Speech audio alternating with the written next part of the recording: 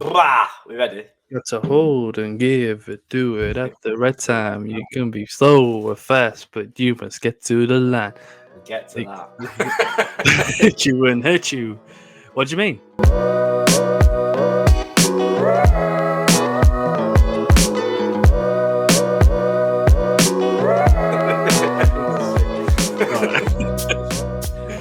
Hello, everybody, and welcome to Series 1, Episode 9 of the Calendom Talk Nonsense podcast. I can't believe we're here at the penultimate episode of Series 1 of this great podcast. I'm Callum Nichol. I'm joined by my good friend, as always, Mr. Dom Meadowcroft.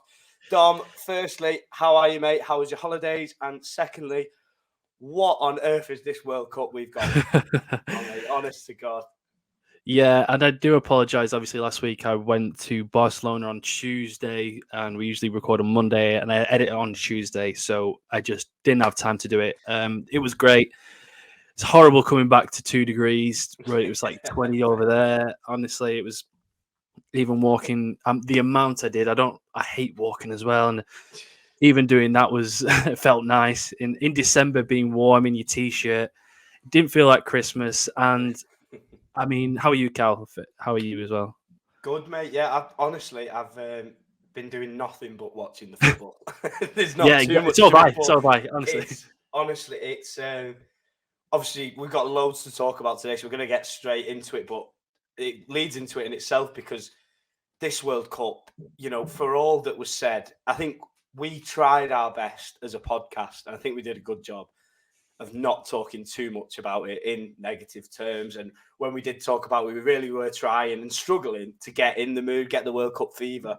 And all it took was a couple of balls to be kicked. And yeah, straight into it. Obviously, we'll get on to England. Don't worry. We'll talk all about how we might be just believing and just about dreaming. But to start, I just want to ask you, especially, what are your feelings about this World Cup? Because mine are... I mean, it was such a slow burner the first couple of games, and then bang, the England game came 6-2. The first half made it so easy. I've never been as comfortable watching an England game in a World Cup in my life. I've never been so easy in the second half. I was at work watching the game with a bunch of lads and the director, and we almost went off in the second half just because it was so comfortable. And then not only that, you got the upsets of Saudi Arabia beating Argentina, which I've said a lot of times on this channel, is the biggest upset in World Cup history. I cannot think of another game. Maybe North Korea almost beating Portugal in the 1966 World Cup. I think there's not only that, Tunisia beating France, Morocco, who have just beaten Spain. Morocco, man. Morocco, and we can talk about that in a second. I love it. I think on the pitch, it's been the best World Cup that I've ever seen in my life. It's made me not even think about Christmas. Yeah. It made me forget about presents, which is we're now on the 7th. The podcast is out on the 8th. I'm sure I still won't have any presents still. Yeah. I'm sure I'll get a knock on the door at some point. Honestly, it's so good. It's so refreshing to have it in the winter. I didn't think it could be. I remember on this podcast we even said it doesn't even feel like the World Cup. I'm not even getting involved. I don't really like it because of all the nonsense beforehand. Nonsense is a very, very casual term to call the off the field. But yeah, I've loved it so far. What is your thoughts on it?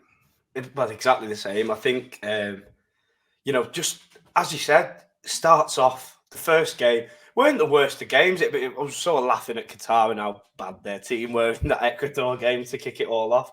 And silly political things from the very start of the game on BBC. They don't show the opening ceremony. You start to think, what is this? Is this going to be a circus, this? And it's unfolded, and I completely agree. In my lifetime, and, speaking to people older than me, they're saying the same. It's the best World Cup I've ever seen in my life. And I think what I love so much about it, which is quite an interesting topic, really, and it's not entirely a positive one, but it makes for an overall better and more competitive, interesting World Cup. It feels like a real coming-of-age tournament to me, because you look at, there's a couple of stars that are still defying their age, but a lot of them from a lot of teams, a lot of countries, their top players can't do it anymore. And this is sort of the turning point. You see it in this World Cup, like some Wales and teams like that, Spain, and players that are there.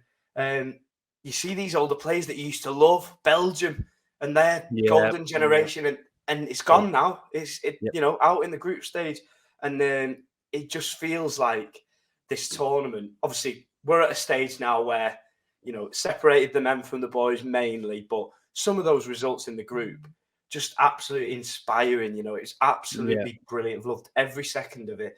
Every game you're on the edge of your seat because you're not quite sure what's going to happen. I think that is the most beautiful thing about a World Cup. In a lot of tournaments and a lot of league football and stuff that we're used to every week, you're pretty certain what's going to happen a lot of the time, and the odd upset occurs. But in this, everything is open, and teams like Morocco, you have to just take your hats off to them because it's absolutely unbelievable what they're doing. And to a point and to a standard, the team that they've molded together, I don't know who's going to win the game between them and Portugal. And we'll get to our predictions, but just the beauty of the World Cup, there's always a story, but there seems to be a million stories from this World Cup. And honestly, you could go through. Enjoyed it. You could go through every single group, like Group A, obviously Qatar first ever World Cup. Group B, USA, showing that they are here and they're here to stay because they are such a young team. Group B, and then Group C, obviously Saudi Arabia. Group D, Australia. Nobody thought Australia would make it through that group. Denmark collapsing at the last second. I'll jump to F because I think E is the best group. So, I'll go to E right now because I don't know about you, but this is my group of the tournament. Group E, Spain, Costa Rica, Germany, and Japan. At one point, Costa Rica and Japan were both going through. I think it was a minute and 20 seconds, wasn't it? It was. You got Group F coming up. Yes, thank you. Group F with Belgium crashing out, Morocco, unbelievable. Like you say, Croatia just about beating Japan as well. Group G, which people thought Serbia would go through, as a lot of people had them as dark horses. At one point, they had, and ultimately they had the most entertaining games in the whole World Cup, I think, so far. 3-3, 3-2, and they just can't keep it out of the back.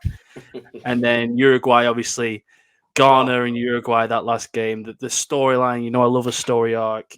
Ghana happy that they're going out with Uruguay, not even bothered about themselves. It almost seemed that way, didn't it? Seeing Luis Suarez crying was just exactly. And that's just the group stages. We've got the round of 16 as well. I don't have that as a graphic, but I did have that before. There has been some obvious results. Portugal, flying against Switzerland. I'm not sure whether Switzerland were poor or Portugal were good. It's difficult to say. Sick of Ronaldo now, to be honest with you. Oh yeah, I think we should ban him. I've always said that we should have a form of Room 101 on this podcast, and it might be something we bring into. That's not a bad shout, I'd love there just to be some curse words where we say them, and then we give each other the little look like you shouldn't have said that. No, I shouldn't. And then we banish it. We say a little prayer, and then we move on.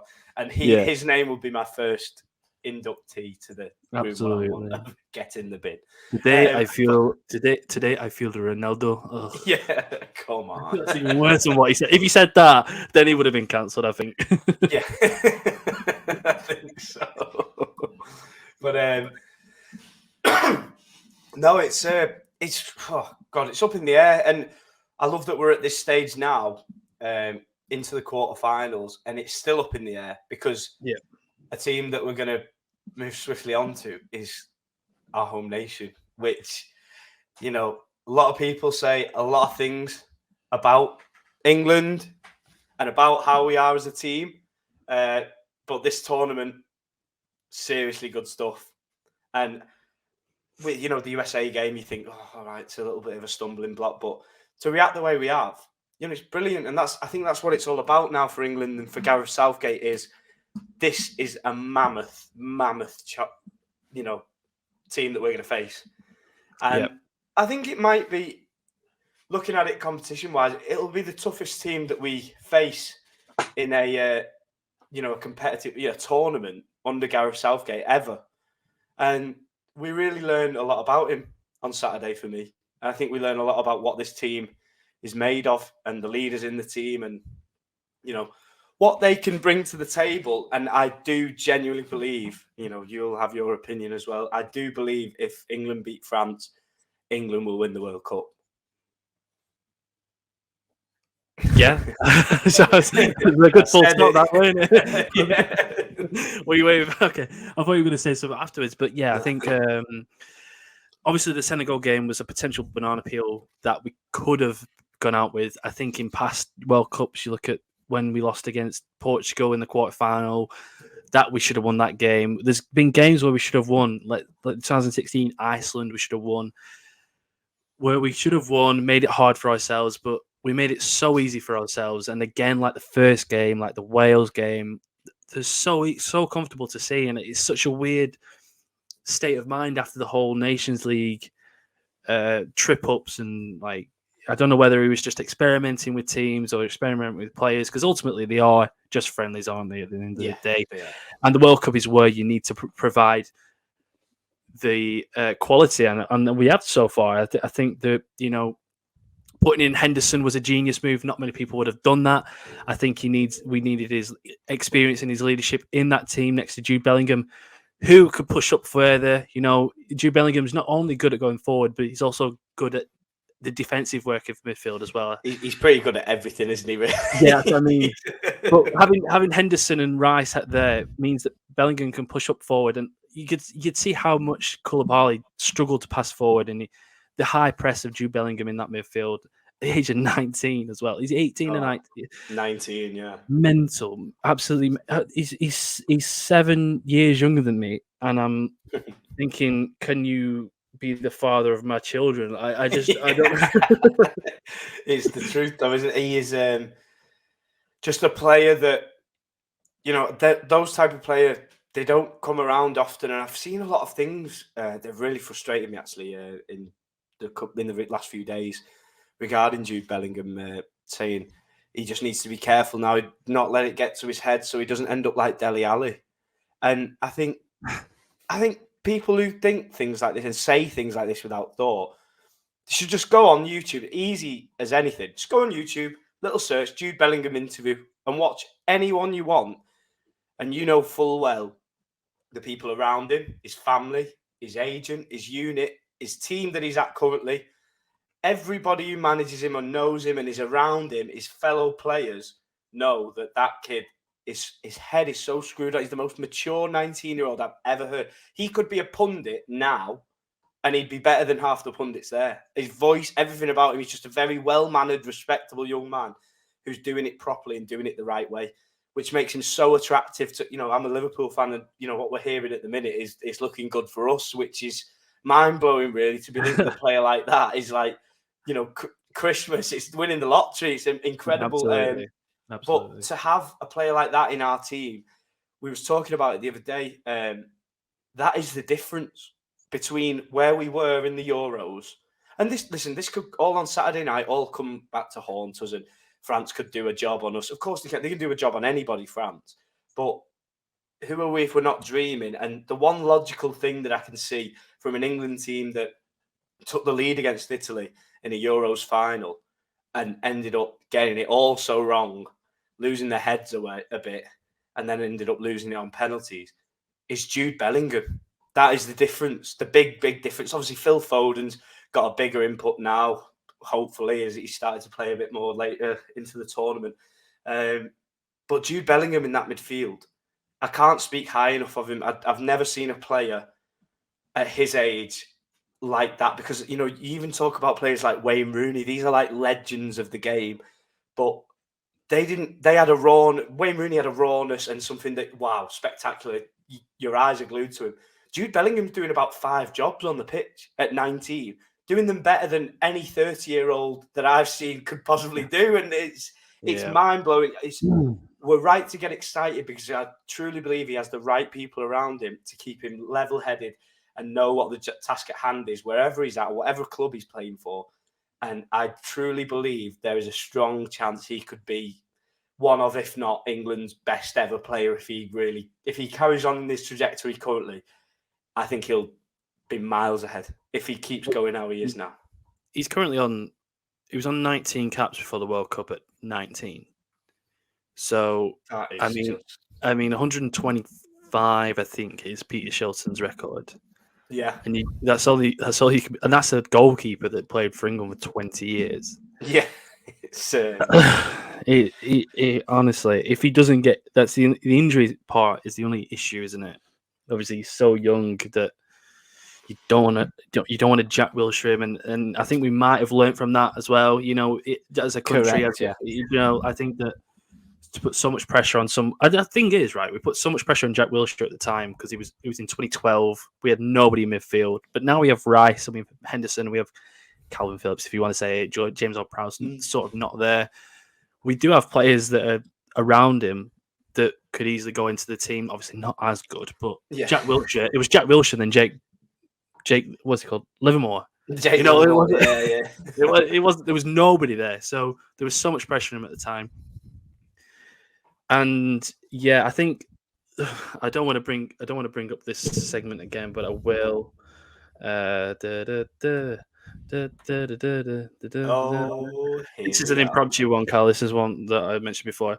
The fact that they always mention that Kane gets so defensive and as a striker, it just irritates me so much when I hear people, usually the older generation, why is that strike? Why is he going so deep to get the ball? It's like, yeah, that's what he does at Tottenham. That's why he gets 30 goals a season. He scored He scored last game. Yeah. What about that annoys me the most is he never used to do that, and he used to be called one-dimensional. And one season wonder, 2 season wonder, 3, and it was really, credit to Jose Mourinho and his Tottenham spell. He didn't do too much at Tottenham, but what he did do was show Harry Kane how much talent he has as an overall footballer, as not just a goal scorer. Yeah, brought him back. So he came into that false 9 position so many times. He's linking up with Son. Son doesn't get a golden boot for no reason. You know what I mean? Like, there's a reason why Harry Kane's in the team. Son's in it as well. And Son gets a golden boot. And I think that's credit to Jose Mourinho, but also credit to Harry Kane himself. And yeah, drive me mad because it's mental, isn't it? He was called for being one-dimensional. Now he's being called for coming back and getting the ball and playmaking. Crazy.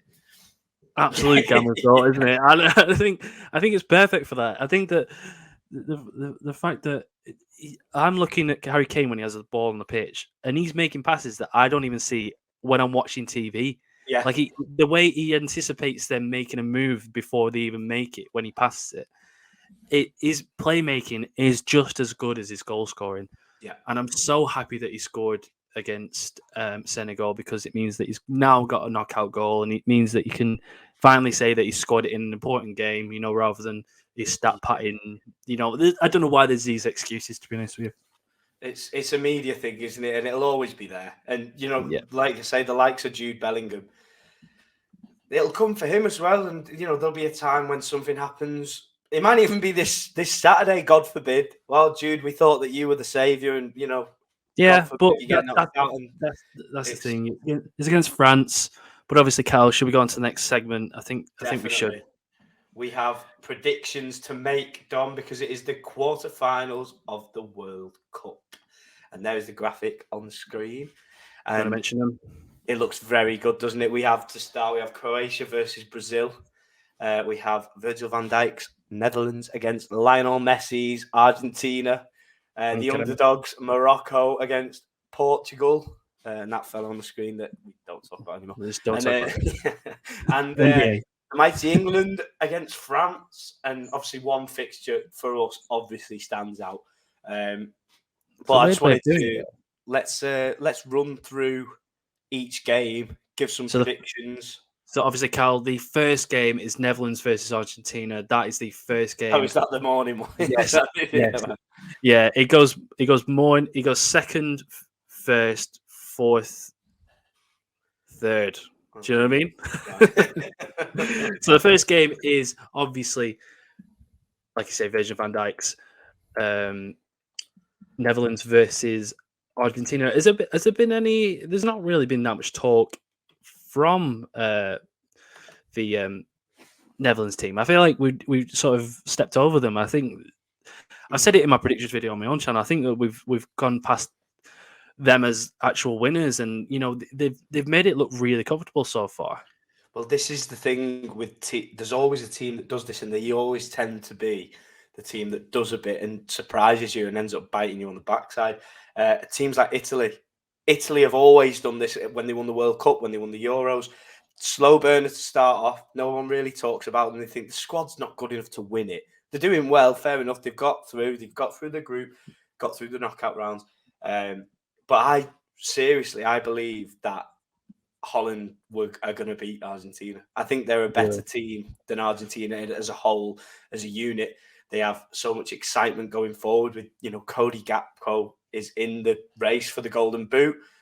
He's doing really well. Van Dijk at the back. I have the pleasure of watching him every week, and there's been doubters and critics this season. The way he's played in this World Cup cements everything that anyone feared about him. He is absolutely brilliant. He's blowing them out the water, playing really well with confidence as a leader, and they just have a really well-rounded, bar him and Cody Gakpo maybe in the future. There's no real superhero players bar Virgil van Dijk in that team. They don't even have a proper goalkeeper. The goalkeeper that Ajax fella, don't they? Yeah, and they're all playing a part, and there's a nice little bit of sentiment towards Holland in this tournament. So I think if we're doing predictions, my first prediction would be Holland 2, Argentina 1. Now, I'm not sure if you've seen my video that I put out today about a couple of hours ago. I said if I don't get 3 of the 4, I will do a forfeit of drinking something on this podcast next week, or whoever puts a comment on my video. And I said Argentina will win this game because I predicted them to win the World Cup at the start, and I can't go back on my choice. I was just having a look at the Netherlands team, and they've even got De Ligt on the bench, which is insane, isn't it? I think they've even got players coming through like Xavi Simons, David Klaassen. Somehow is he still there? Crazy, he's playing as well. De Jong, Memphis Depay, Dumfries as well. I think. I was just, like I say, I've not properly watched Netherlands this campaign because maybe I'm not really sure, to be honest. Maybe because the group was a bit boring. I think that might be the reason.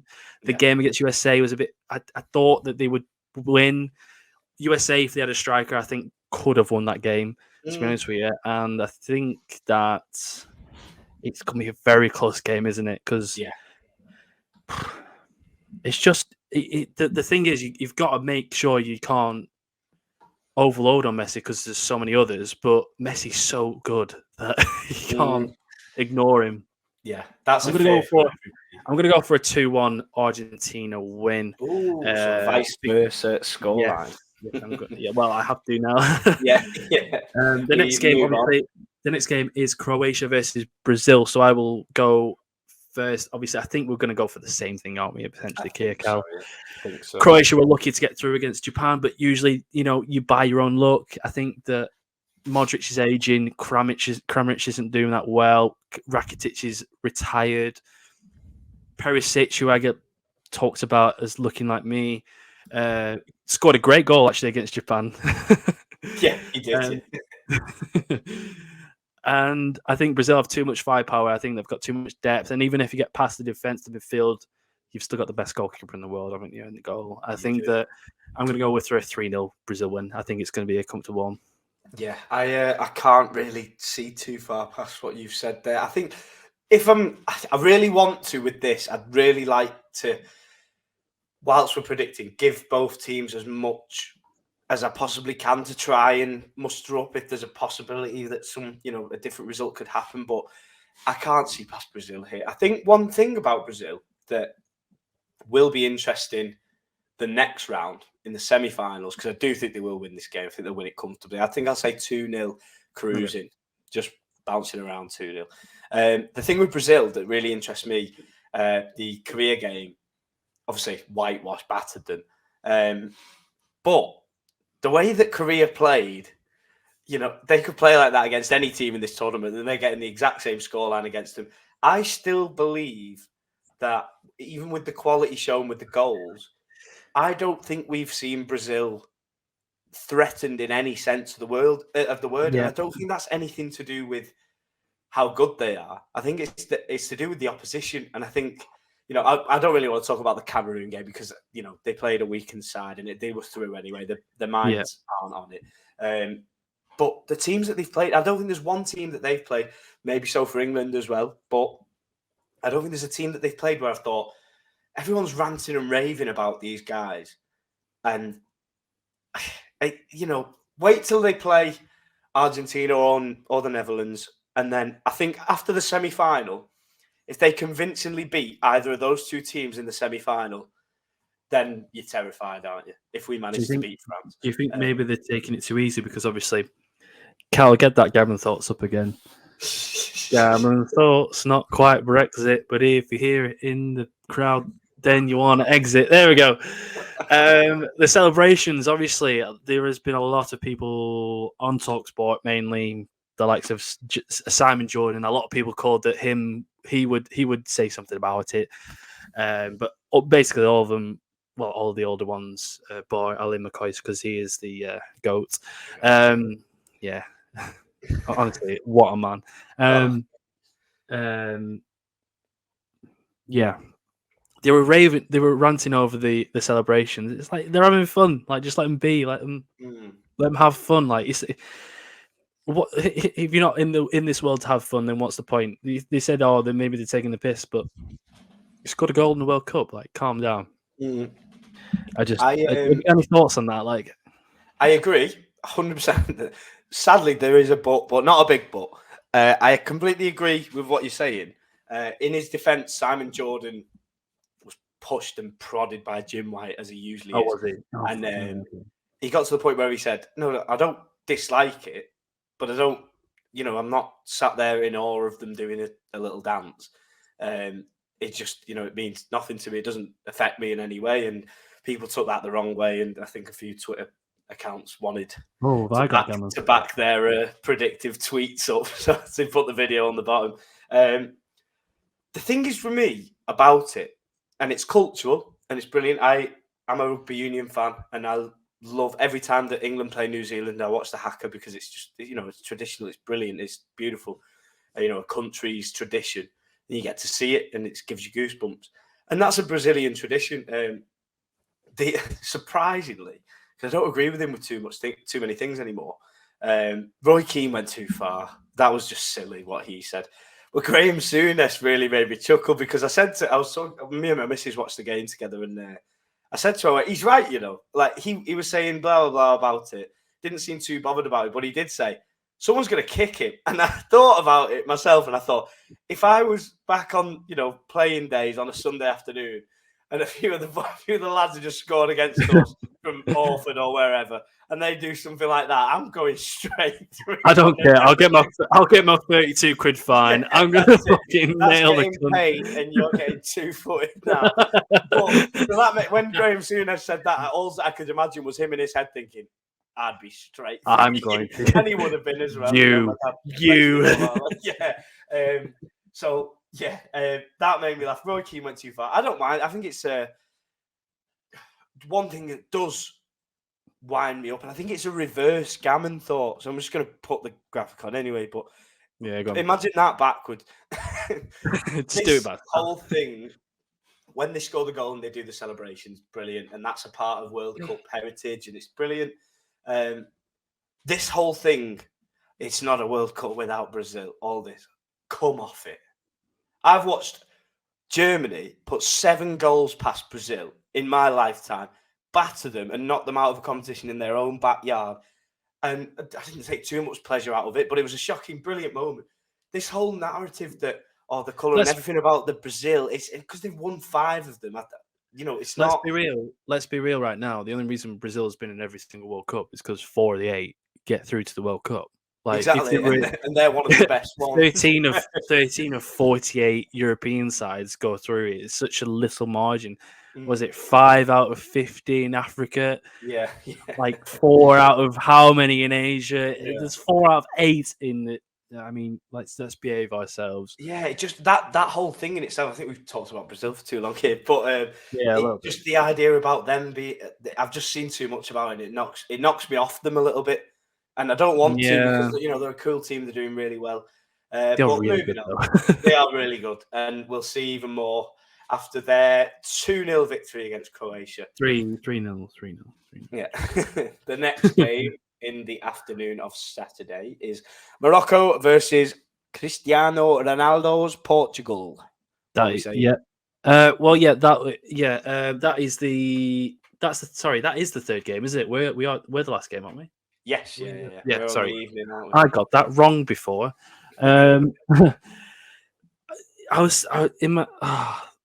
You know what? You've almost convinced me to put Morocco, but I said Portugal before, and I have to stick with it. And how good Portugal were against Switzerland, and people thought that Switzerland was sort of comparable to Portugal. I really hope Ronaldo starts that Morocco wins. Yeah. Exactly. I've never heard of this guy. That guy with who got the hat trick. I had to Google who he was, and I obviously have I have my own channel. I have this. I think about football every single day of my life. I've never heard of him. I've Ramos. 22 plays for Benfica, doesn't he? What a player! What a clinical finisher he is. Talk about taking your chance on the big stage. Absolutely, with the pressure on you at the time. I just with him, with Bruno Fernandes, with Bernardo Silva. I always forget his name for some reason. I get them mixed up all the time. Yeah, Bernardo. I want to say David, yeah. I ultimately think that Morocco used up all their energy against Spain, and I think that there is a limit to where these teams can go. I hope that they do get further, but I'm going to say a 1-0 Portugal win. Ooh, because it's a Logan. Bit of echo there. I can't see past Morocco. Really? That sounds ridiculous, and it feels ridiculous because I watched that Portugal game last night, and what a team, and they did brilliantly, and but it's the same again, and it's the same thing as what I was saying about the Brazil Korea game. When Switzerland come out and out at Portugal, a better team is always going to do that to you. If you come out and have a go and play like that, being a Liverpool fan the last few seasons, when you're coming at us and having a go, that is like candy for a baby. That is the best thing we could hope for is you come and have a go at us because we're just going to dink it round you, find it through the middle, and we're through. And I said that with the England game. As soon as Senegal tried to go for us, we struggled in the first half an hour. As soon as they tried to go for us, they had a couple of chances and there was holes in the back. And bang, bang, bang, 3-0. The better teams do it. And getting, going back to that point is Portugal do that against Switzerland. And you think that's fine, that. And to beat a team like that at the World Cup at any stage is, impressive. Yeah. But I look at that Morocco team yesterday. I wouldn't want England playing against Morocco simply because of just the fight. There's so much. They're just dogs. There was links today, really good green source links with Sofiane Amrabat for Liverpool, and I couldn't be happier. He was the ball fella in the midfield. He's the younger brother of the fellow who played for Watford. Oh, I thought it was the Watford guy. No. He's 36. I was thinking, why? Sofiane Amrabat's 24, 25, or he might be 26, well, around mid-20s. And he, yesterday, everyone saw it. The day before, so everybody saw it. Oh, no, it was yesterday. It was the early kick. I was so confused. I was like, why is he so good? And at Watford, he was so shit. Like, what?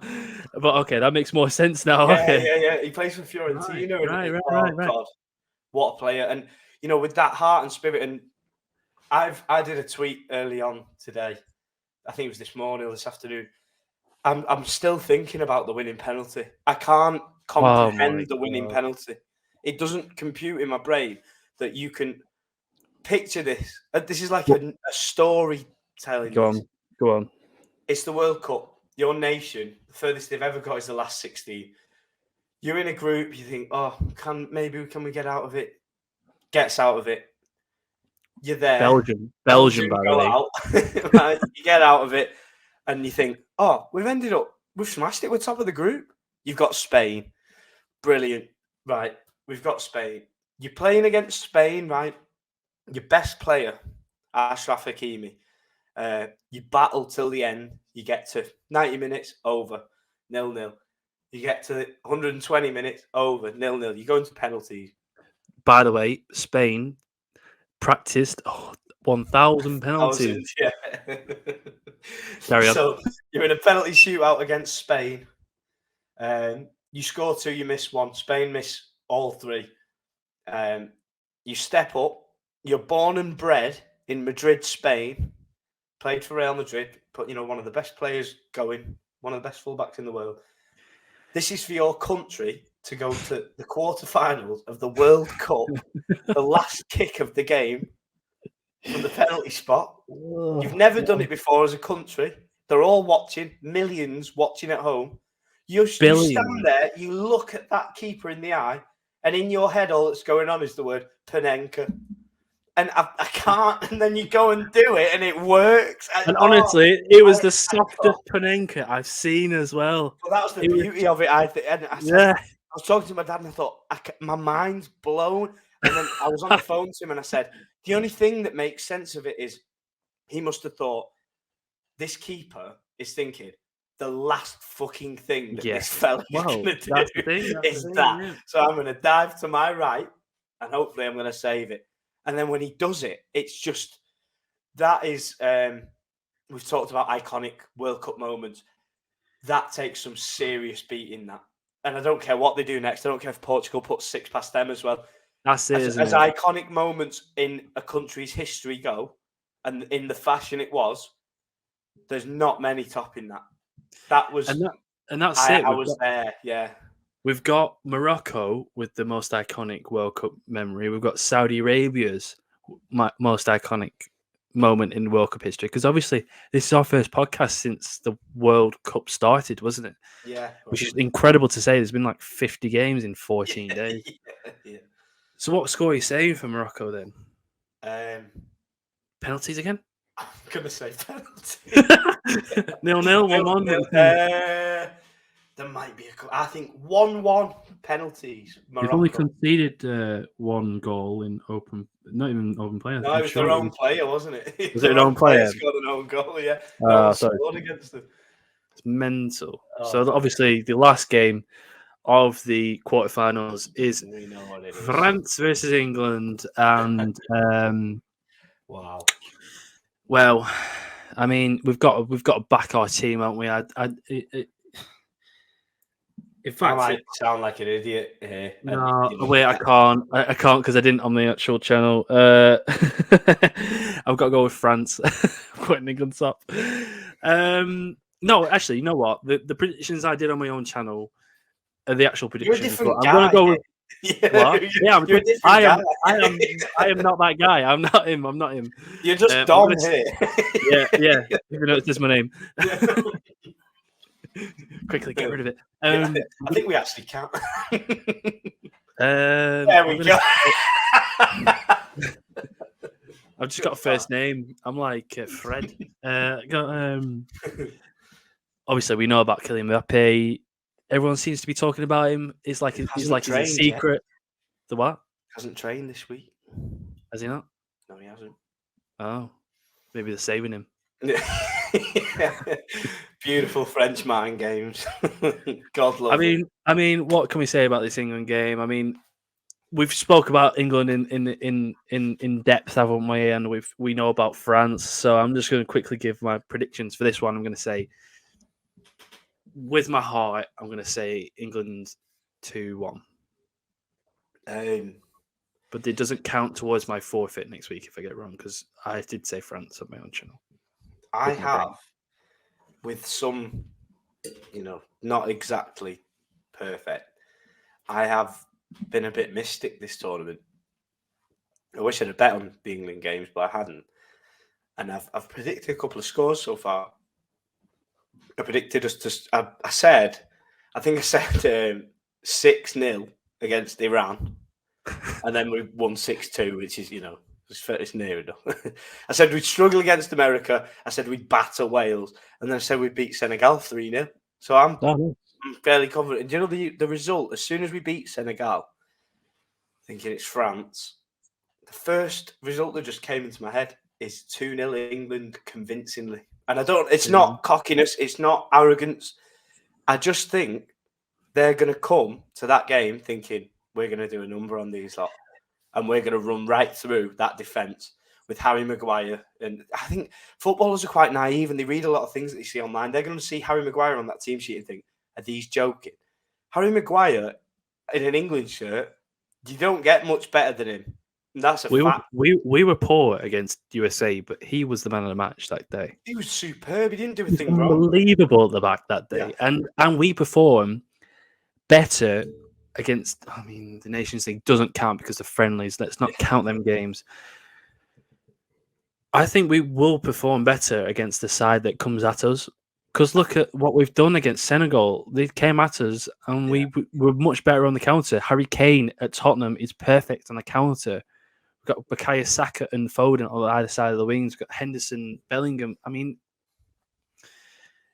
It's annoying because it's like we've got the hope, haven't we, in our hearts? But this is it. I think this is the most refreshing thing about the biggest compliment that I can give to Gareth Southgate is that my prediction isn't out of hope or out of just pure, patriotic England fan, St. George's Cross. It's nothing to do with that. Yeah, there is something there, isn't there? There is a bit of a mental. It's just a thought process of how we've played so far, the lack of challenge that France have really faced so far, the naivety that they will bring into the game, I believe, and I genuinely can properly see, not dominant because you can't be dominant against France. You can't, but I can see a convincingly well-managed 2-0 England victory in this game. That's what I can see. Yeah, and then Morocco to get to the final. I'd take that. I'd have took that at the start. Croatia in the final. Yeah, oh God, we've got to set a score to settle, haven't we? But yeah, so having a look at it, just to summarise, we'll go from top to bottom to make it easier. I think I said 2-0 to Brazil. You said 3. Yeah. And then I said 2-1 to Holland. You said 2-1 to Argentina. Yeah. 1-1 after full time and Morocco to win on penalties against. I can't remember what you said. I said 1-0 Portugal. 1-0 to Portugal. 2-0 to England against France for me. And for Dom, it is 2-1 England on this channel. Come on, England. Yep, England. And obviously we are it's 2 days away. It's on the Friday, isn't it, this week? Obviously this will go out on the Thursday. For the first time this season, we're actually up to date. Yeah. It feels like anyway. But yeah, there's our predictions. Let us know what you think, guys, below in the comments, as well as, I don't know, is the comments on Spotify? I'm not too sure. But go and check us out on YouTube if you're listening. But obviously, it's such an interesting World Cup, and any of those fixtures, like we say, there's no obvious result, and that's why it was such a good debate to have. I think that any of those teams could win the World Cup. Yeah, you could see it, couldn't you? You could see a mad Morocco story, Croatia slugging through it. They're the two teams that are probably the least likely. Holland have got a great team, and then anywhere from there is, you're not surprised, and that's the beauty, and it's brilliant. And hey, que sera, sera. Whatever happens, it's going to be brilliant, and we're going to love it, and we're going to watch every minute of it.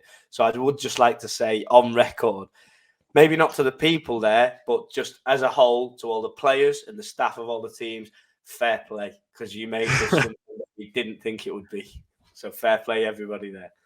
Today I feel pleased. Fat and pleased. But obviously we'll go into the usual segments now in our podcast. Obviously we're getting past the but obviously me and Cal decided that this week we're not going to do a nonsense Hall of Fame because of the amount of games. There's no nonsense. Literally no nonsense. Like the problem is, but there was nothing that came to our heads. The usuals like Ronaldo in the past, or like Infantino with his "I feel Arab today," or who else have we had on that list? Liz Truss. Let's get it up. God, politicians galore. Oh yeah, there's somebody. Let's have a look. So, but we did have a winner. We did have a winner last week, and we did follow up with him. There he is, and he's not in blackface. Honestly, that is. I think I remember his last name. That is our new Nonsense Hall of Fame nominee, John Shirley. John, if you want to come down and give your award, then you can do. Yes. Well done, mate. Well done. Sorry. We must confirm that John has not agreed to it, and he has not commented on it. We're trying to reach out for him for comment. We haven't heard anything yet. John hopefully he's all right. Likes the award. Here in his but we do have a message for. But yeah, 80%. So fair play to him. I can't even remember who I picked. I think it was a referee, Raphael Santa Claus. Yeah. You picked. I don't even know. I had to Google his name. I was like, oh, okay, but John's gonna win, isn't he? Well done, John, mate. Oh god. I think I voted for Tom. For Did John. you? Yeah, I think so. I usually always back my own, but I thought no, we'll go for it. But yeah, so what we're gonna do is next week we're gonna ask. We're gonna have Charlie on next week, and we're gonna ask him to make a Nonsense Hall of Fame, as well as the next segment, because we are on episode 9. 10th episode next week, which will be our last. And obviously in our football team we've got 11 players, but obviously we've got to mention our winner of Random Footballer of the Week. We have a winner, and it is Fabrizio Collicini with 62.5% of the vote. Is a pretty convincing victory for him, and I thought as much as well, because didn't he have Bitley? Wow. Exactly. Forget about it. Collicini won. Well done, mate. Yeah. Brilliant from him. Good to have him on board, because look at that back four. I wouldn't want to go anyway. Yeah, so currently we've got a back four of we've got Figueroa and Chimbonda at full back. I'm not sure who the right back will be, because I think Figueroa is a left back. We've got Herman Horidason and Fabrizio Collicini. My God, what a way to say that. You don't want to be up for a corner against those two, do you? And also just to say the names, to be honest with you. Yeah. Shaka Hislop in goal, obviously. Beautiful. And then we've got the wingers of who, Cal? Damien Duff and Okocha? Yeah, I think what the plan is, just in true random Hall of Fame fashion, you look at the era, the general average era of the team. It's got to be 4-4-2, hasn't it? So I think it's Damien Duff and JJ Okocha on the wings. We need some centre midfielders. We do need some centre midfielders. So, Carl, I'm guessing you've got a centre midfielder if we want to get the overlay off the screen, if that's okay, Cal. We've got to get our... Zoom on. Zoom on. At the same time. I'm a learning fan. Hey. If you haven't already guessed, Cal is the director today. I've taken the back seat for once. I'm enjoying it. I'm liking it. I'm giving it a good go. Yeah. Do you know where the subscribe button is? Oh, actually, don't press it because the overlay goes up of it. Oh, does it? Okay, maybe. Yeah, I'm ready. I'm ready if you're ready. Oh God, I'm ready. And here you go.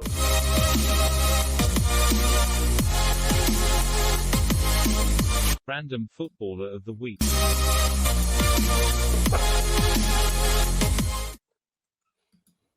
Nigel Rio Coker. Jeremy.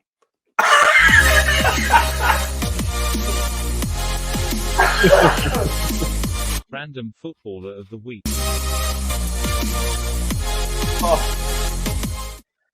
Oh, that was a good one. I like that. I forgot who that human being was. I don't know why it popped up in my head, and I said to you, he's won a I'm sure he won a Premier League with Chelsea. Yes, randomly. I think he did. It's part of that weird clump of players that got that season. But obviously, next week will be our last. If you want to vote on our next poll of Jeremy versus Nigel Reo-Coker. You can do it on our Twitter at Talk Nonsense Pod, which is below me right now. We do appreciate all the votes that we get. Usually we get around 10, 12, but one week we got 700. So I have no idea. Oh, Jeremy played for Newcastle, didn't he? Oh, he might. I'm going to choose Jeremy. Do you want me to put Jeremy's Newcastle in? I think Or we Newcastle. should. And then I think we should tag Toon polls in it as well. I tried to the Fabrizio I know. Colligini. Oh, God, yeah. Oh, no. That's the reason why I did it. But yeah. There's I'm sure he's a centre mid. Just quickly. Go on. I did want to think about this. Captain. Oh. Well, I think what I'm going to do as well next week is I'm going to tally up the amount of Premier League apps they've all got. Oh God, yeah. As well. Do you reckon there's got to be over like 1,000? Yeah. There's got to be 1,000, isn't there? I should have gone for Gareth Barry. Then we'd have pissed it, wouldn't we? We'd have been all over it. No, there will be like yeah. Damien Duff and Herman Hreidarsson alone would have at least 500. So between the rest of them, hopefully.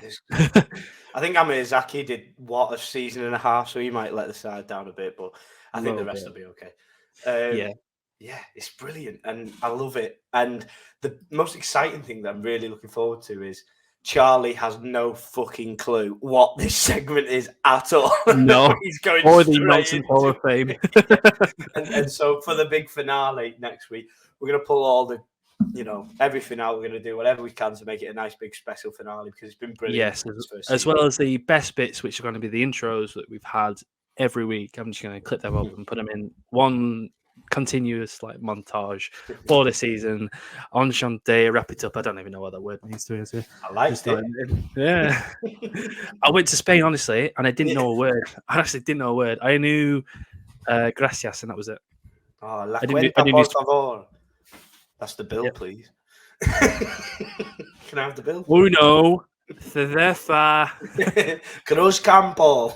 I had this beer that was Moretz, and it was 7%. Yeah. But that is for our cooldown chats. If you guys want to check that out, I'm not sure when we'll film that, to be honest with you. Yeah, that's it for this podcast. Obviously, next up, we're going to have the quiz up. So, obviously, I'm not going to bash my fucking microphone this time. we already got an intro clip off that. We can't do it. Yeah. That might seem fake. If we could quickly go over to Charlie again, what a lovely man. Off we go. See you in a second. Wrong way. Up, down, I don't care. I've just maximized my screen somehow, so that's fine. It's not good. It's not ideal, though. Have I done that? Fuck. Oh, This is another intro right now. I can see it already. It's the penultimate one, though, isn't it? Oh, God. Okay, guys, so we're back for the quiz, and Charlie is here again. We are. How are you doing, Charlie? We just heard that you're a little bit hungover. Yes, I had a gig last night, and we were talking about potentially doing the pod last night. For one reason or another, I think time ran away with us, and that was my excuse to go and get absolutely smashed. And I did, and I've been lying in bed all day, and we're recording this now in the evening, and yeah, I've spent the majority of the day in bed, so I felt better, but absolutely happy. I can't miss this. I enjoy seeing your faces and testing your brains. So yeah, I'm glad to be here nonetheless. That's all good. That's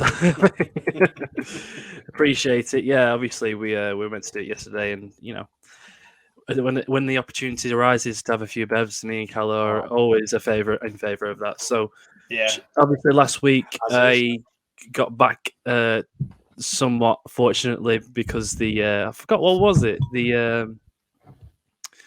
it was the Heights, weren't it? Sorry, yeah. During so the football Heights, the England team. So we are in the penultimate quiz of the season, and we are currently at 17 all. Somehow, absolutely shithoused it. To be honest with you. But as we go along the quiz, will we do a forfeit? I don't think we will for the first season. Maybe the second season, but obviously it's 17-all. It's tight. It's tense. I understand that Callie's fuming over last week, like you just said. But we shall begin. Take it away, Charlie. I'll move the screen over to you. Cool. Well, as I say, it's as I always sort of try and be humble. I always say, I'm very quizzing. I'm new to this, and I think I've done pretty well, to be fair, this series. But I won't lie that I've started to get a little bit like scratching the barrel for some things. So, however, I promised myself that we always have a good fun last round. So I'm gonna have a bit of fun with you for the last round. But this first round, I'm not gonna lie, guys. As I say, I'm hanging today. I put together a nice little quiz. So there's just a couple of there's a few multiple choices, and then we're gonna have a great little bit of fun at the end. So since we've evened the scores up, one way or another, we've evened it up. I know Cal's got his own theories about backhanders and whatnot, which I can neither confirm nor deny. So that's never good. But I think as he's got a bit of momentum. I think we should start with Dom today. Okay. So we've just got a few multiple choice questions here, and we've got a bit of a fun last round, which I'll introduce in a sec. But basically, Dom, start off with a bit of still World Cup themed, I should say. Still World Cup themed since we're in the midst of the World Cup. Dom, question 1. Which country was the first to win 2 World Cups? Was it Brazil, Germany, or Italy?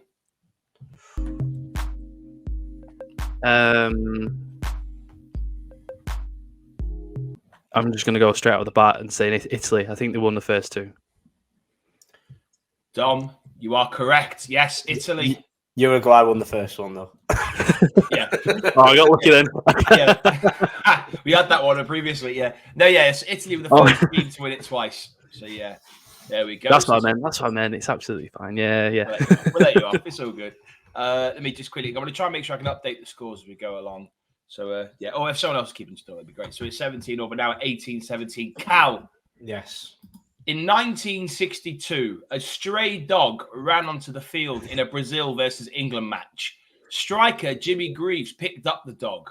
What was the outcome? Right? This is what I mean, though. This is what... Hang on. Multiple choice, Cal. Right. To be fair, okay, fair enough. So, yes, Jimmy Greaves picked up this dog, right? And there's a multiple choice, so it's not, you've got a bit of a chance, I suppose. But was it that the dog got frightened and bit his arm and then ran off the pitch? Was it that the dog peed on him and Jimmy Greaves had to wear that shirt for the rest of the game because they didn't have, changes of shirts? Or was it that the referee completely saw his ass basically and sent off Jimmy Greaves because there wasn't a rule surrounding this in pitch invasions with animals, so he didn't know what to do, so he sent Jimmy Greaves off basically? Well, it's obviously 1 or 2, isn't it? Yeah. Did he see his ass? So I have a shootout here. Oh God, I don't know. So hang on, can we just say you don't think he sent him off? No. Jesus. Right. No, I don't think so. Oh God, I don't know. I'm gonna have to guess, aren't I? It bit him. It pissed on him, didn't it? Pissed on him, didn't it? It pissed on him. Fuck off, honestly. Sorry, Cal. I am realising how this comes across now. I'm so sorry. Right. I just hope the viewers are as well. Yeah. All right. So, Dom. It's all about story arcs, Cal. If I'm winning in the last game, then you'll come back and win. It's always like storylines in Corrie and wrestling, isn't it? Yeah. Very true. Very true. Yeah. Right, Dom. Yes. The first tournament that both Messi and Cristiano Ronaldo had, which was first when they both appeared in, I should say, which was 2006. They both scored the same amount of goals. How many goals did they score? Was it 1, 2, or 4? Don't think it's 4. I think I think they've only scored 7 or 8 in total, so it's a shootout again, isn't it? 1. I thought you were going to go for 4. It was 1. Yeah, 1. I was fuming. Do you know why I'm fuming? I'll tell you why I'm fuming, because the next question is going to be, in the 1950 World Cup, Bobby Moore had a pair of boots on. What colour were they? Well, you're not far. Yeah, you're not far off. To be fair, I know I'm not. No, to be fair. What colour was the ball in the 1966 World Cup final? Oh, We're getting a multiple choice, or Not really, because if I give you multiple choice, it's brown, isn't it? See, where'd you say that? Because there's been some debate. I think I'll give it to you because viewers on TV would say it was a dark orange, but black and brownish. white. I'm googling it now. I'm getting on Google. Yeah, I'm literally googling it now. Let's have a look. Because some people claim they reckon it was a dark orange. I think brown. That is brown. That is brown. Yeah. So I think I'll give you that. So yeah, in 1966, the final, the ball was brown. This is just. It's hilarious. You got a point though. You got the point. Yeah, you got a point, Carl. That's fine. So It was also black and white, by the way. So you know. Yes, exactly. You could have had that. Yeah, should have just said dark grey. Yeah, you could have said dark grey, and I couldn't have questioned it. So that's now we're at what 1918 to Dom. Yeah. Right, we've got a couple of true or falses here, boys. A couple of true or false. Dom. Yes. Hang on, let me just make sure I get the right ones here. Sorry. 1918 is the question of Cal's next. Yeah, it is. I was thinking. Yeah, I was going to say. Dom, no country outside of Europe or South America has ever won the Men's World Cup. True or false? Out of Europe and South America. So Europe and South America has always been the where the World Cup winning team has come from. No country has won it. I'm trying to word it right. So no country has won it. Outside of South America or Europe. True. Yeah. Yeah. I was just trying to word it right. Yeah, sorry. Yeah, so maybe I worded it. Yeah. So no country outside of Europe or South America has ever won the Men's World Cup. The answer is... Yeah. No country has won it, yeah. I don't think anybody's going to the final, to be honest with you. That's true. That's very true. Yeah, no team outside of Europe or South America has ever won the Men's World Cup. Interesting. Cal. Yes. True or false? England is the only side to have ever won the World Cup wearing red. Fuck off, Charlie. Honest to God. Wearing red. Oh, that's a good question. Wearing red. Sorry, I'll mute myself. What? Haven't Hungary won the World Cup? What did they play? Did they win a World Cup? Who? Can I help? You're testing my extracurricular skills. Red.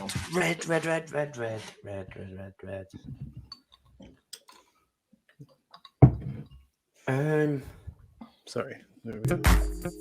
Unless this is the maddest trick question ever, or I've really forgot someone, it's got to be no other team has won it wearing red. So it's true. You think it's true? England are the only team that have won it wearing red. I'd say so. I think so too. You are correct. Yes. I was thinking, I don't have Hungary not won it? No, I know they had a really good team. They got to a few finals, I think. I think I read when Spain won it, they were wearing white. Jesus Christ, Spain! I completely forgot about them. They won it in white, though, yeah. No, they won it in black. Did they? Was it black? Against Holland? I remember, was it Xabi Alonso get booted in the chest? Yes, by De Jong, yeah.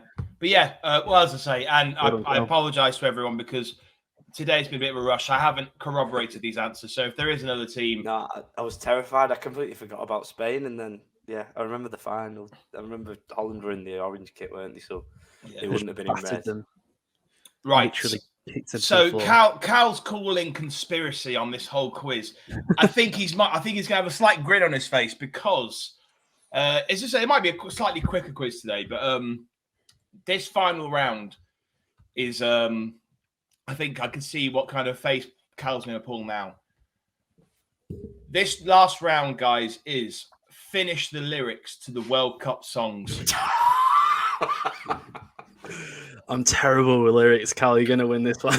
I'm awful with it. That's pressure now. I was. You know what? I was just singing the second verse to the Three Lions as well, and I didn't know the last words. We had them all on in the van today. Oh, here we go. Well, that's going to make it even worse. No, but that's good research, though, right? Well, by the way, there's a couple. I haven't bothered to give you the lyrics to a couple of them because there's a couple of songs that, like, going down the YouTube rabbit hole.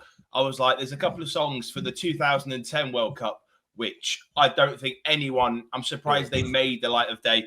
But we won't go down those. Be a 4-4-2. Oh, bring your trophy home. That's 2010, I think. Yeah. Hang on, let me just make sure I got the right one here. Really good. What was the one with Dizzy Rascal? Is that the Euros? That's one of the. Oh, was that Euros? Because that's the one of the ones I saw. Well, I don't know. I have no I'm idea. sure it's Euros. I don't know. We can talk about it at the end, but yeah. Right. So Dom's going first. Right. I'm not going to give you the title of the songs. I don't want to give anything away. So you've just got to try and guess the next lyric. With the world at your feet, there's no one you can't beat. Love this band. Love this band. There's a world at your feet. There's no one you can beat. You can't beat.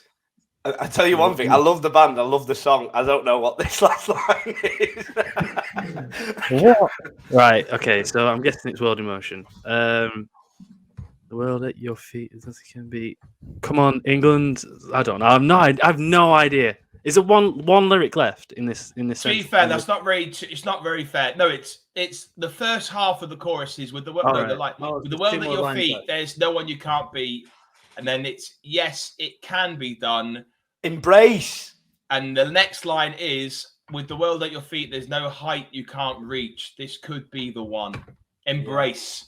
World at your feet by Embrace. Love Embrace. Oh, I'm so glad he didn't give it to me because I didn't know that last line. I don't even know what was. I don't even know the song. World at your feet, there's no one you can be. Yes, it can be done. Tune that. That's the one. Carry on. I have no idea. What was that for? What World Cup was that for? Oh, I don't know. 2006. Was it? Oh, right. I haven't got a clue. Yeah. Right. So, Cal. Let's see because to be fair, I have just put these out in any order. So, but I wonder if you can do this. You got to. It's Neville to Campbell. Hey, do I get a bonus point if I do the entire team? Oh yeah, you've got. No, I want the whole. I want the whole right to the end. I'll let you. Campbell to Rio. Rio to Scholesy, Scholesy Gerrard to Beckham, Beckham to Heskey, Heskey to Owens, and a 5-1. We're on the ball. We're on the ball. Very, very nice. Any opportunity. Yeah. I like it. Right. Hope we don't get claimed. Oh shit! Yeah. No. Imagine. Right. What's the next one on my list here? Oh, yeah, okay, because I've done 6, because I want to make sure there was 2 each. So, Dom, your second one is this. And to be fair, you were talking a bit about it before, so hopefully you can remember. Oh, he's getting all the good ones. Everyone seems to know the score. They've seen it all before. Seen it all before. Oh, this is the bit I don't know. Because I remember, I know there's a bit between it, but I'll just do the last bit. Was that I remember that tackle by Moore when Lineker scored, Bobby belting the ball. What's the last bit of that? I've seen it all before. It's something like they just know. There's something about hope and knowing, but I don't think I'll get it. Cal, do you know it? Yeah. Because it's the second verse, isn't it? In it, it's the first verse. Is it the first verse of it? Yeah. All right. Seen it all before. I'll just say that there's some. There's no hope. They just know. Something like that. Is it close? I probably got. I need to get it completely right to get it. It's fine. Come on. What's the answer? Cal, do you want to finish the lyric? They just know. They're so sure. Ah, that was it. Something simple like that. And then the line after that is that England's gonna throw it away. Oh, I got the wrong verse, didn't I? First I got later on the verse. Sorry. Right, Cal. Let's have a look here. There we go. I know. I'm trying. We're swiftly running out of good World Cup songs. Hey, if that one's, I'll be all right. That one, I think. Give me that Johnny Barnes rap. Come on. It's like me and my mum. Oh, really, Cal? We'll see. Because the next one up is the John Barnes rap. So come on, Johnny B. But there's a lot of lyrics here, and I'm expecting the whole rap. So I'll give. Don't be ridiculous. No, the whole bloody thing. Right. He had two lines. He got last one. No. He had a lot more. He could. They just know they're so sure. Right. Yeah, but I was actually expecting England's going to throw. Oh yeah. I would have done the whole thing. Hey, if it's just like a little and or a but, don't deduct me for that. No, yeah. Nail this now. Ready? Come on. Right. You've got to hold and give. You've got to hold and give and do it at the right time. You can't be slow or fast, but you must get to the line. Oh, you're really putting me off here, Tom. I was thinking the same. I was like, the delay's killing me. Get to the line. They try to hate you and hurt you. Defend and attack. There's only one way to get them. That's behind the back. Catch me if you can, because I'm an England man. What you're looking at is the master plan. Oh, wait. Come on. Looking at is the master plan. I think I've gone too far. We ain't no hooligans. This ain't a football song. 3 lions on my chest. No, can't go wrong. I've missed a bit, haven't I? Cal, do you know what? I'm going to give you that. Bit, haven't I? No, you haven't. You've actually got it. Did I? Yeah, I thought there was a bit in between the hooligan. No, I think 3 lines on our shirt. I think it's. So I'm going to give it to you because there was a few little words you missed, but I'm going to give it to you because. But essentially, they'll hit you and hurt you. Defend and attack. There's only one way to beat them. Get around the back. Get round the back. I said behind the back. Yeah, that's fine. It's behind their back. I like it. Right. Oh, I love this now. I know. I was going to say, I thought you thought it'd be a conspiracy. Now, I'll be honest with you, there's 2 more songs. There's 2 more songs here, and I've been a bit of a prick, I have to be honest, because if you can get any of these, good luck to you. That's fine. Come on. Dom. I couldn't get the 3 lines, so there's no chance. Right. We're England. We're going to score 1 more than you, England. It's the stupidest lyric. What? By the way, it's the stupidest lyric. I swear down, right? If this is what you're asking him for, I'm going home. I'm ending this record. Wait. Say it again. What? I mean that. I'm being serious. It's the worst lyric in the world, but I had to put it in. Right. Yeah. So we're England. We're going to score 1 more than you, England. 1 more than you, England. Get off it. No more now. Do you know what the next lyric is, Cal? If it's nah, I'm well, that's the last bit of it. It's not. There's an actual... is this the bit where the voice goes a bit funny? Kind of. Yeah. I know this bit, Yeah. You thought I was going to get saying I thought you were going to get, if he was going to go, nah. Yeah, No.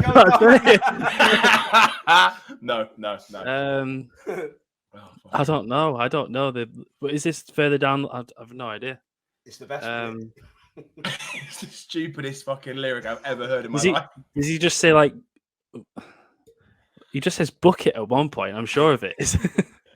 Tom, I will take pleasure in reading you the lyric if you don't. All right, I'm gonna go with. I'm just gonna say bucket because I don't know. Go on. Right. I got a clue. This is. I knew that bit.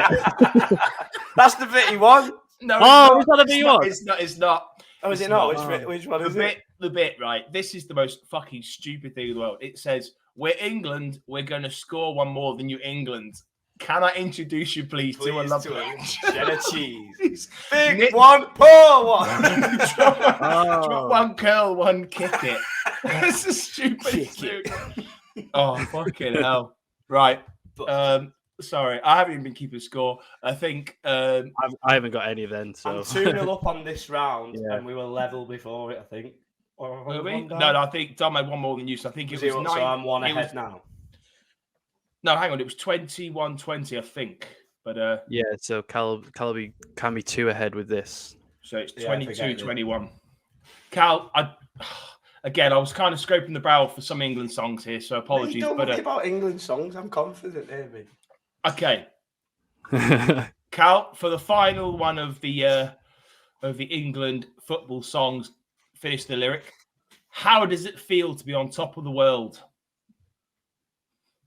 Eh? How does it feel? Is that to be it? on top of the world? Yeah. This must be a rogue one. Do you know? No. Do you know the song? No. Okay, I'll tell you what I'll do then, because it's quite a lot Yeah, of give lyrics the in this bit. song. I'll give you 2 or 3 lines. If you can get the next line, then. All right. How does it feel to be on top of the world? Now it's for real. You're on top of the world. You're on top of the world, looking like it's going to happen. No. Win the What World is Cup. that? England. England. Right. Kill one out. I've never heard Kill that song. one But I'll take the 1 point. Victor, no, I haven't got a clue. All right. So, Dom, I don't know if you can play, because this is, that's what I was asking before about, because I was going to play some of the songs. This Just is a play it. band. This is a band called England United. It was consisting of the Spice Girls, members of Icicle Works, the Lightning Seeds, and a few others. And they released it the week before Vindaloo, and Vindaloo just basically shat all over it. But I don't know if I play YouTube, will it play on here or no? It can, know. if you Go blast on it your down, it might headphones, be able probably. to. Yeah, I don't know. Oh, to be honest, I'll see if I can find it. But I'm it's, trying it. Go on, play it now then. I just got to quickly find the well, I'm not even on YouTube, so I can't even.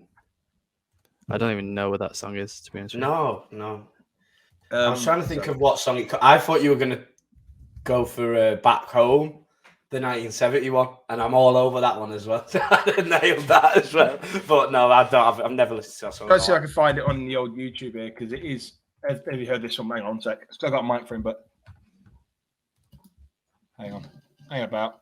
Oh, what have I done there? Silly prick. So, Cal, you're 1 up, by the way, going into last Do week. you hear this? Do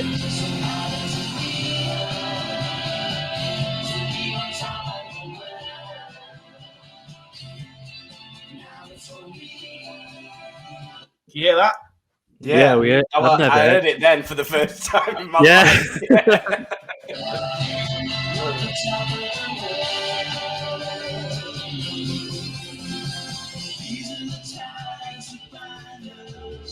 Yeah. Yeah, Vindaloo will shit on that, definitely. So that's basically England United, which was a mashup, like a super group of people. It wasn't very good. But some honourable mentions, which I wasn't going to do because, yes, you mentioned before, Dizzy Rascal and James Corden did a song. It's a great song. Well, it was basically shout, let it all out, and then Dizzy Rascal would rap. Yeah. It wasn't very good, if I'm honest. Aaron Lennon's in the lyrics, I know, at some point.